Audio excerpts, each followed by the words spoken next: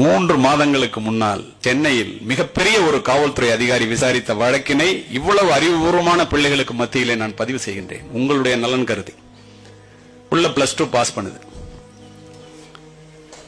அப்ப பஸ்ல கூட போக வேண்டாம்னு ஒரு ஆட்டோ ஏற்பாடு பண்றது. ஆட்டோ டிரைவர் கூட பேசக்கூடாது அப்படின்னு சொல்லிட்டு ஒரு மெசேஜ் கொடுமா அந்த நம்பருக்கு. ஆட்டோ டிரைவர் வந்து அழைச்சிட்டு போவார். ஆட்டோ டிரைவர் நல்லவர். அதே மாதிரி மெசேஜ் கொடுக்குறாரு. இந்த பொண்ணு மெசேஜ் கொடுக்குது. ஆட்டோ டிரைவர் வந்து முதல் நாள் காலேஜ் அழைச்சிட்டு போறான். First day. காலேஜ் பேரை சொல்ல விரும்பல.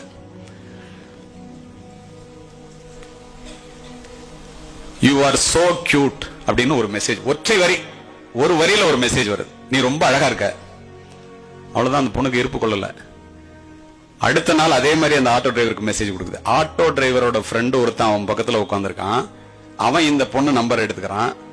அவன் தான் மெசேஜ் கொடுக்கறான். இந்த பொண்ணுக்கு அது தெரியாது. அடுத்த நாள் இந்த ஆட்டோ டிரைவருக்கு மெசேஜ் வந்து போனோம்னா அது போகுது காலேஜுக்கு. யுவர் ட்ரெஸ் இஸ் சோ நைஸ்ங்கிறான். இந்த இடத்துல உங்களுக்கு ஒண்ணு சொல்றேன், காவல்துறை அதிகாரியாக, எவனாவது உங்களை பார்த்து நீ உலகத்திலேயே அழகி அப்படின்னு சொன்னா சத்தியமா நம்பாத. ஏன்னா அது உண்மை இல்லைன்னு உங்களுக்கே தெரியும். உண்டா இல்லையா? எவனாவது என் உயிரையே உனக்காக தருவேன் சத்தியமா தரமாட்டான். அவன்கிட்ட உயிரை தவிர வேற ஒண்ணுமே இல்லைன்னு தெரிஞ்சுக்க. இந்த பொண்ணு நீ தான் அழகுன்னு போட்ட உடனே அவன் நம்பருக்கு போன் பண்ணுது. நீ என்ன பார்க்கணும்னா நான் உலகத்திலே பெரிய ஆளு, நான் உனக்காக எது வேணாலும் செய்வேன், நீ உலக அழகி அப்படின்லாம் அவன் பேசுறான். காலேஜை கட் பண்ணிட்டு 3வது நாள் பார்க்குக்கு போகுது. இப்ப நடந்த சம்பவங்க. நட்பாகிறது, காதலாகிறது. அவன் சொல்றான், நீ உண்மையா என்ன காதலிக்கிறேன்னு நான் நம்பணும்னா 10ஆம் வகுப்பு, 11ஆம் வகுப்பு, 12ஆம் வகுப்பு படிக்கின்ற மாணவ செல்வங்களே, உங்களுடைய நலன் கருதி இதையெல்லாம் சொல்லுகின்றேன். காலையில 4 மணிக்கு நீ எந்திரிச்சு 4:30 மணிக்கு ஒரு பெரிய டாக்டர் ஒருத்தர் வாக்கிங் போவார்.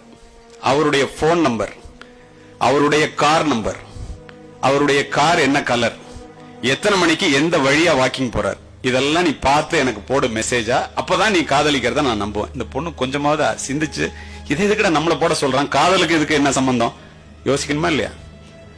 3 மணிக்கு எந்திரிச்சு உட்கார்ந்து பக்கத்துல அம்மா அப்பா தூங்கிட்டு இருக்காங்க. ஒரே பொண்ணு 10 மாதம் சுமந்து முதுகெலும்புடைய பாடுபட்டு முழு வயிறு காணாமல் வளர்த்து விரல் பிடித்து நடைபழக்கி தலைவாரி பூச்சூடி உங்களுக்காகவே வாழ்ந்து 17 வருஷம் வாழ்ந்து வளர்த்து அந்த பிள்ளையை வேலி போட்டு பாதுகாத்து கொண்டு அந்த பெற்றோர்கள் தூங்கி கொண்டிருக்கும் போது பெற்றோர்களுக்கு தெரியாமல் அவன் என்ன கேட்டானோ அத்தனையும் அந்த டாக்டரோட போன் நம்பரை தவிர பாக்கி எல்லாத்தையும் ஒரு மெசேஜா போடுது. காலை 7:30 மணிக்கு நண்பர்களே, அந்த மருத்துவர் 17 இடங்களில் வெட்டு காயங்களுடன் அசோக் நகர் வீதியிலே கொலை செய்யப்பட்டு கிடக்கின்றார். யார் கொலைகாரன்னு தெரியல. மிகப்பெரிய அதிகாரி, ராமகிருஷ்ணா குடி படிச்சவர், நேர்மையானவர். கஷ்டப்பட்டு கண்டுபிடிக்கிறாங்க குற்றவாளி யாருன்னு. அவன் செல்போன் எடுத்து பார்த்தா அந்த பொண்ணு போட்ட மெசேஜ் இருக்கு. இந்த பொண்ணு போட்ட மெசேஜ்ல தான் கொலையே நடந்திருக்கு. இந்த மெசேஜுக்கு சொந்தக்காரர் யாருன்னு தெரியாம பெண்ணை மெசேஜ் போட்ட நம்பரை தேடி போறாங்க. அது இந்த பெண்ணினுடைய வீட்டிலே வந்து நிற்கின்றது. அம்மா அப்பா வீட்டில் இருக்காங்க.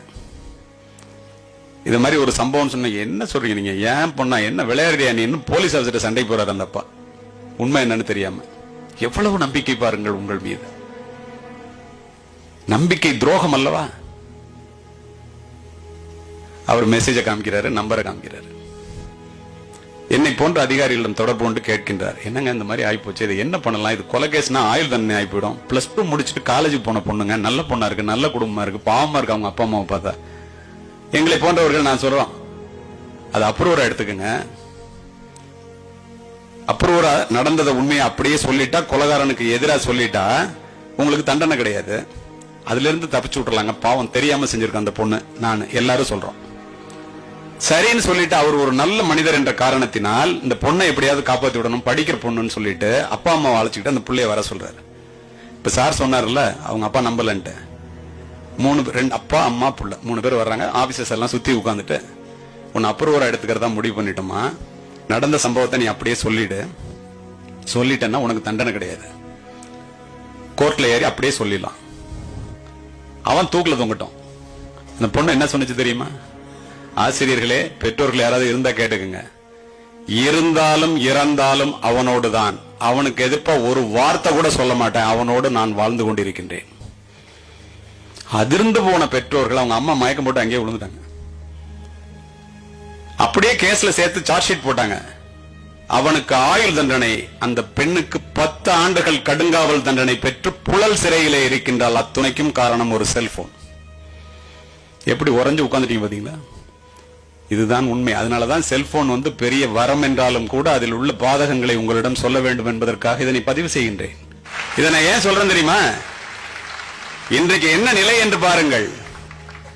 நல்ல எண்ணத்தோடு குறிப்பிடுகின்றேன். இந்த பெண்ணோட வாழ்க்கை போச்சு. நீதிமன்றத்தையும் காவல் நிலையத்தையும் கனவில் கூட நினைத்து பார்க்காத அந்த பெற்றோர்கள் தினம் தினம் நீதிமன்ற படிக்கட்டுகளிலும் காவல் நிலையத்திற்கும் சென்று திரும்பிக் கொண்டிருக்கின்றார்கள். இதற்காகவா உங்களை படிக்க வைக்கின்றார்கள்? இதற்காகவா உங்களை பெற்று வளர்ப்பதற்கு ரத்தம் சிந்தி வியர்வை சிந்தி வளர்க்கின்றார்கள்? சித்திரச் சோலைகளாக இங்கே அமர்ந்திருக்கின்றீர்களே, உங்களை பெற்று வளர்ப்பதற்கு உன்னுடைய பெற்றோர் எத்தனை முறை ரத்தம் சிந்தினார்? தாய் எவ்வளவு வியர்வை சிந்தினார்? தந்தை நினைத்து பார்க்க வேண்டாம்?